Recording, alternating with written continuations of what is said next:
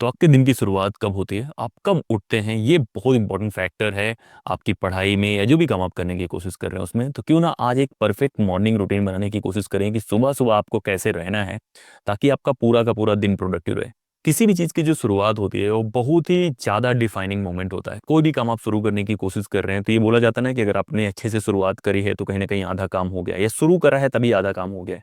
अब इस बात को समझने की कोशिश करते हैं कि सुबह इतनी इंपॉर्टेंट क्यों होती है और क्यों बहुत इंपॉर्टेंट फैक्टर है ये सक्सेस और फेल्योर डिफाइन करने में। सबसे इंपॉर्टेंट फैक्टर है कि इंडिया का जियोग्राफिकल लोकेशन देखने की कोशिश करो और उसके हिसाब से डिफाइन करने की कोशिश करो कि हम लोग थोड़े से गर्म एरियाज में आते हैं, बहुत ठंडे एरियाज में नहीं आते हैं।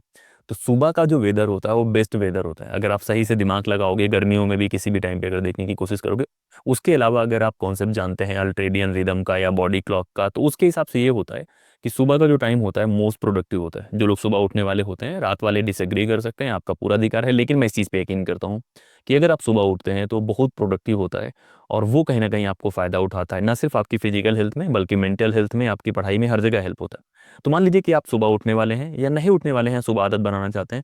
बहुत लोग मेरे से पूछते हैं कि भैया सुबह उठने के लिए क्या करना चाहिए। सुबह उठने के लिए सबसे आसान काम है रात में जल्दी सोना चाहिए, फ़ोन लेट तक नहीं चलाना चाहिए। अगर आप 3 बजे तक जगोगे तो फिर सुबह कैसे उठ पाओगे, और फिर सुबह उठना भी नहीं चाहिए। अगर आप 11 साढ़े 11 तक सो जाते हैं तब आप 6 बजे 7 बजे उठने के बारे में सोचिए। लेकिन अगर आप वो नहीं करते हैं तो आप ज़बरदस्ती ना करें खुद के साथ। अगर आप सही से प्लान कर पाते हैं, ये नहीं करना है कि यार नहीं भैया ने बोला है या अलार्म लगा के जगना है।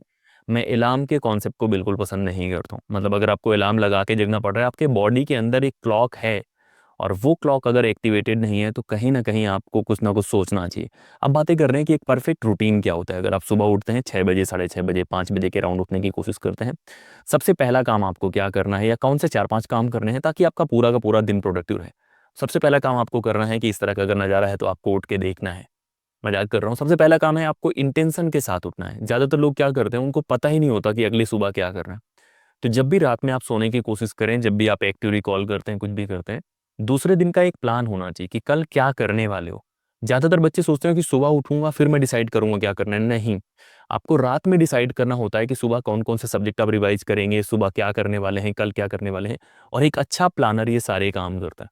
अगर आप रैंडम करने की कोशिश करेंगे, मान लीजिए कि आपने सुबह सोचा कि सुबह कुछ करेंगे और सुबह आपने सोचा किसी चीज़ के बारे में, वो किताब ही नहीं है आपके पास, तो हमेशा एक इंटेंशन के साथ उठो। और इंटेंशन कहीं ना कहीं आपके रात में हो जाना चाहिए ताकि सुबह उठो तो आपको याद रहे। इंटेंशन मतलब सिर्फ इंटेंशन नहीं, प्लान भी होता है कि प्लान क्या करोगे क्या नहीं करोगे। पूरा का पूरा आपका एक प्लान होना चाहिए। हो सकता है उसमें फ्लेक्सिबिलिटी हो कि कुछ प्रॉब्लम्स आ जाएं, कुछ इधर उधर हो जाए, आप बदल सकते हैं, लेकिन एक इंटेंशन होना चाहिए क्योंकि वो एक पॉजिटिविटी लाता है। अगर आप कहीं जा रहे हैं और बिना पर्पज़ के जा रहे हैं, मतलब कोई पर्पज़ ही नहीं है, कोई मतलब नहीं है कि आप क्या कर रहे हैं नहीं कर रहे हैं, वो ज़्यादा इंपैक्ट नहीं करेगा आपके रिजल्ट को। मतलब आप कितना भी तेज़ी से दौड़ रहे हैं, अगर आपको यही नहीं पता कि किस लिए दौड़ रहे हैं तो कोई मतलब नहीं ना। तो सबसे पहला है इंटेंशन होना चाहिए। दूसरा है कि उठने के साथ जब आप फ्रेश होते हैं उसके बाद हाइड्रेशन बहुत इंपॉर्टेंट है। मतलब पानी का जो रिक्वायरमेंट होता है बॉडी का, मैंने पहले ही बताया हुआ है कि आपका ब्रेन जो होता है ना वो एक मशीन की तरह वर्क करता है। तो मशीन को पानी चाहिए होता है। हाइड्रेशन बहुत इंपॉर्टेंट है ब्रेन के फंक्शनिंग के लिए, उन चीज़ों के लिए। तो पानी पीने की कोशिश करें। साथ में अगर कुछ लोगों को कॉफ़ी की आदत है, कॉफ़ी ले सकते हैं, ग्रीन टी ले सकते हैं। लेकिन दूध वाली चाय जो होती है वो थोड़ा सा अवॉइड कर सकते हैं। सुबह सुबह थोड़ा हल्का रहेगा। ग्रीन टी और कॉफ़ी दो ऑप्शंस हैं, वो आप ले सकते हैं, वो अच्छा होता है। मतलब अगर आपको बहुत नींद लगती है, आप सुबह-सुबह थोड़ा-सा ज़्यादा फ़ोकस रहना चाहते हैं, तो आप कॉफ़ी ले सकते हैं। लेकिन ये नहीं है कि आप ब्लैक कॉफ़ी ले रहे हैं, फिर 4-5 बार दिन में आदत बना रहे हैं, वो नहीं करना है। लेकिन आपको हाइड्रेटेड रहना है, फिर थोड़ा-सा ब्रेन को आप रिलैक्स करना चाह रहे हैं, तो ऐसी लोकेशंस पे खड़े होके आप कॉफ़ी पीते हुए, ग्रीन टी पीते हुए, थोड़ा-सा रिलैक्स करके 5 मिनट, 10 मिनट, फिर आप अपना काम शुरू कर सकते हैं। तो पहला काम है इंटेंशन के साथ उठना, दूसरा है हाइड्रेट रहना और हाइड्रेशन के लिए जो भी इंतज़ाम करने हैं, वो करना। तीसरा काम है डीप वर्क। मैं ये बहुत बार बोलने की कोशिश करता हूँ कि डीप वर्क बहुत इंपॉर्टेंट है। आप किसी भी चीज़ की तैयारी कर रहे हैं, कोई भी काम करने की कोशिश कर रहे हैं, कुछ काम तो होगा जहाँ पे आपको बहुत ज़्यादा फोकस की ज़रूरत होगी कि वो काम आप करेंगे तो आपको फोकस चाहिए ही। अगर वो काम आपको करना है तो आपको डीप वर्क का एटलीस्ट 2 घंटा निकालना है। मान लीजिए कि मैं 6 बजे उठता हूँ तो मैं साढ़े 6 तक ये सब करके बैठ जाऊँगा, फिर 2 घंटे मैं सिर्फ काम करूँगा। मेरा जो डीप वर्क है, अगर मैं पढ़ाई कर रहा हूँ तो रिवीजन को मैं सबसे इंपॉर्टेंट काम मानता हूँ, इसलिए मैं रिवाइज़ करता हूँ 2 घंटे और बिना किसी डिस्टर्बेंस के, जहाँ पे सिर्फ मैं रिवाइज कराऊँगा, किताब उठाऊँगा, पॉलिटी है, हिस्ट्री है, जो भी किताबें हैं वो उठा के पढ़ने की कोशिश करूँगा, उनको सही से बार-बार पढ़ने की कोशिश करूँगा। और वो एक मॉन्क मोड होता है। कुछ लोग योग करते हैं, कुछ लोग अलग-अलग तरह की चीज़ें करते हैं, तो पढ़ाई भी एक योग की तरह होता है। अगर आप फ़ोकस से पढ़ाई करते हैं, वो एक अलग एहसास देता है, क्योंकि उसमें आपको खालीपन भी नहीं लगता, आप फ़ोकस भी रहते हैं, प्रोडक्टिविटी भी रहती है, डोपामाइन भी होता है। तो एक डीप वर्क का शेड्यूल बनाओ, मतलब जो भी आप ये करने की कोशिश कर रहे हो, अगर आप सुबह 5 बजे उठ जा रहे हो तो 5:30 से लेकर 7:30 8 तक करने की कोशिश करो। और एक बार ये डीप वर्क आप कर लोगे ना, तो आपको पूरे दिन का एक डायरेक्शन मिल जाएगा। अब आपको ये नहीं लगेगा कि आपका दिन खराब हो सकता है, आपने ऑलरेडी 2 घंटे जो बेस्ट टाइम था वो यूज कर लिया है। इसी वजह से मैं बोलता हूँ कि सुबह का टाइम यूज करना चाहिए, क्योंकि सुबह ही आपको फील आ जाता है। मान लो कि आप दौड़ने जा रहे हो, कोई काम करने जा रहे हो और सुबह ही आपको सक्सेस मिल गई, तो कहीं ना कहीं आपका पूरा दिन अच्छा जाने वाला है। तो डीप वर्क तो करना है। डीप वर्क कैसे करना है उसके बारे में मैंने आपको ऑलरेडी एक वीडियो बना रखा है, वो वीडियो देखने की कोशिश करना। अब आते हैं चौथे काम की तरफ, कि चौथे काम में है ट्रांजिशन, कि एक बार आपने डीप वर्क कर लिया, फिर आपको पूरे दिन का प्लान करना है। मैंने आपको पढ़ने के तरीके बताए हुए हैं कि आपका बॉडी एक अल्टरनेटिंग रिदम में काम करता है। कुछ समय ज़्यादा प्रोडक्टिव रहेगा, कुछ समय कम प्रोडक्टिव रहेगा। उसके बाद आप डिफाइन करने की कोशिश कीजिए। ये तो मॉर्निंग का हो गया कि 3 आपने कर लिया। उसके बाद आप ब्रेकफास्ट कीजिए, नाश्ता कीजिए। मैं बहुत बार नाश्ता करने के बाद वॉक करना पसंद करता हूँ। जेएनयू में मैं रहता था, मैं अपने बताने की कोशिश करूँ तो मैं पहले ये सारे काम करके पढ़ के फिर मैं नीचे जाता था, मेरा 3rd फ्लोर था। फिर मैं नाश्ता करूँगा, नाश्ता करने के साथ-साथ ही फिर मैं वॉक करने चला जाऊँगा। गाना लगाऊँगा, किसी से बात करनी होगी तो बात करते-करते वॉक कर लूँगा।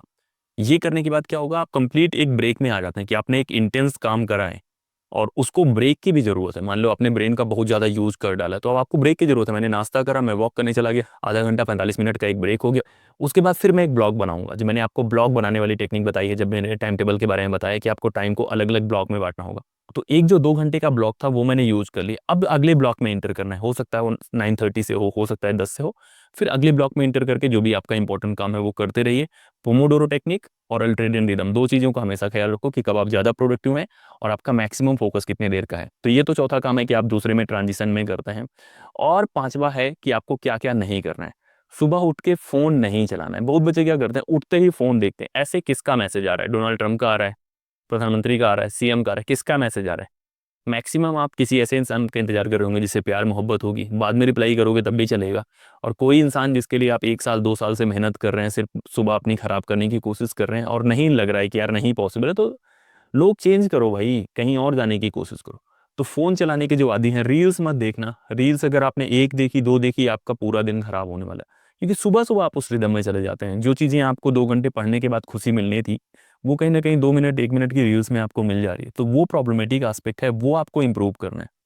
तो ये चीज़ें हैं जो आपको करनी है अगर आपको एक परफेक्ट मॉर्निंग रूटीन बनानी है। सबसे पहला इंटेंशन, दूसरा है हाइड्रेशन, तीसरा है डीप वर्क, चौथा है ट्रांजिशन और पाँचवा है कि क्या आपको काम नहीं करना। अब ये बातें मैं इसलिए बताने की कोशिश करता हूँ क्योंकि बहुत लोगों के लिए प्रैक्टिकल नहीं होता इन चीज़ों को कन्वर्ट। तो ये चीज़ें धीरे-धीरे करना है, ये नहीं कि अचानक से आप सुबह उठना शुरू कर दोगे। एक वीडियो मैं बनाऊँगा कि सुबह उठने के लिए आप क्या कर सकते हैं अगर आप सुबह उठना चाहते हैं।